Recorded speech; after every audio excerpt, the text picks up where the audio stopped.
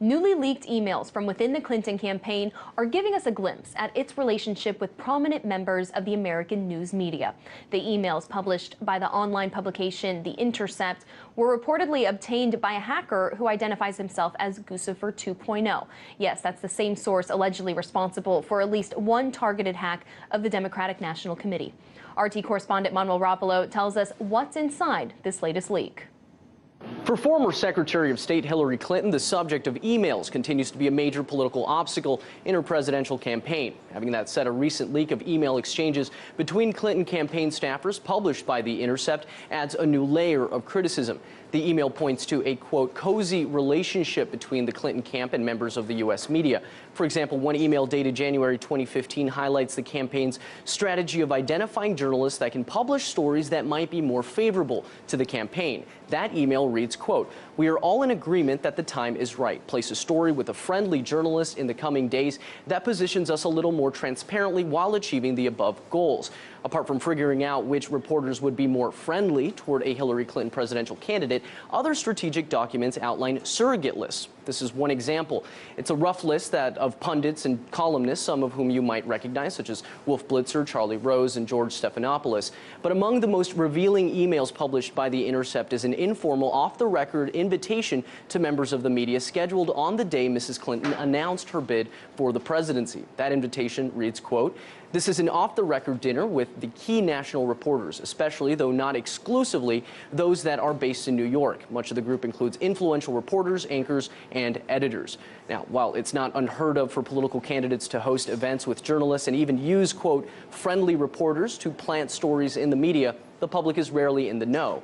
In regard to the authenticity of these emails, however, the Intercept has reported that the leaked internal communications were obtained by a hacker who identifies himself as Guccifer 2.0. In Washington, Manuel Rapalo, RT. Well, for more on these cozy communications between political campaigns and journalists, I'm joined by media analyst Lionel of Lionel Media. Now, Lionel, all presidential campaigns, and in fact, most political camps in general, they have their favorite reporters, they have their favorite news organizations, they try to pitch them stories. Based on the leaks that we just had revealed, do you think the Clinton camp took it a step further, or is this common practice? This is the most vile evidence, indicia of a corruption that I suspected, and I always knew that we had this thing called the freedom of press and the First Amendment. But Simone, if we turn this over to news organizations in the mainstream media, and by the way, alert to new media, alternative media, foreign media, this is why you're going to skyrocket because of this putrescence, this fetid corruption.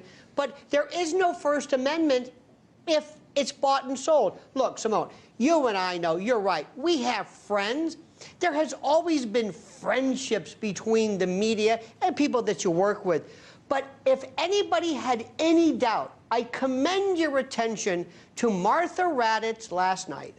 And I want you just to understand that there are sometimes media influences, leanings, but I have never in my life ever seen a media representative at a debate, a presidential debate, not only sway the reference points and the platforms, but actually participate in support of and defense of their targeted, you know, golden sacred cow.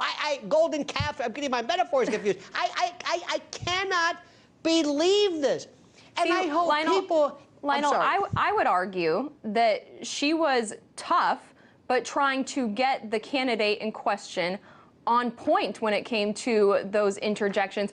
I think that maybe when it came to Syria, she interjected one too many times, but overall, I thought that she was being tough, whereas, I mean, you didn't even hear nearly as much from Anderson Cooper. Being tough? Oh, she was tough against Trump. It was, look, forget her. Forget Martha Raddatz. It doesn't matter. Look at people who are involved in, from George Stephanopoulos all the way down, who contribute to the Clinton campaign. Look, I'm a lawyer. And if you and I know each other and you're a judge and I'm a lawyer before you, you recuse yourself. You maintain the sanctity of the court, the sanctity of the system, by saying we cannot let the public lose faith in what's going on. There has to be a firewall. What scares me about this is that the mainstream media and a lot of the public see nothing wrong with this because they've known nothing like this. They were born in this media captivity. They don't understand that this is vile. You know, years ago when the CIA involved itself in Operation Mockingbird, and it basically bought and infiltrated, you know, the Washington Post and others, people were aghast. There's no reaction anymore. People are saying, well, come on, what do you expect? Look, times are different. No! The sanctity, the holiness, the important, the beauty of what journalism and the First Amendment is, and this firewall, this contamination. You know, if something is not done, if there are not ombudsmen, if there are not journalism schools, if people don't stop and say, wait a minute, this isn't right, it's going to get, if it's even possible, even worse. What scares me is that we have, not me, but others have been so habituated to this, that they look at this and they say, well, you know, that's not that bad compared to what I've seen before. No, that's not the way you look at this. This was horrid last night. Look, you don't like Trump or don't like Clinton, that's up to you. That's fine. That's what democracy is about. But we have lost everything that even resembles journalism. It's not to be, look, have you been to a baseball game? Lionel, when the umpire gets in front of the ball, I'm sorry. I know. I wish we had more time. I know you could go on forever. If nothing else, because these you're weeks, cutting me off and I'm being censored. I know. It's okay. Yep. We're going to clip your mic now. Legal and media analyst Lionel of Lionel Media. Thank you so much.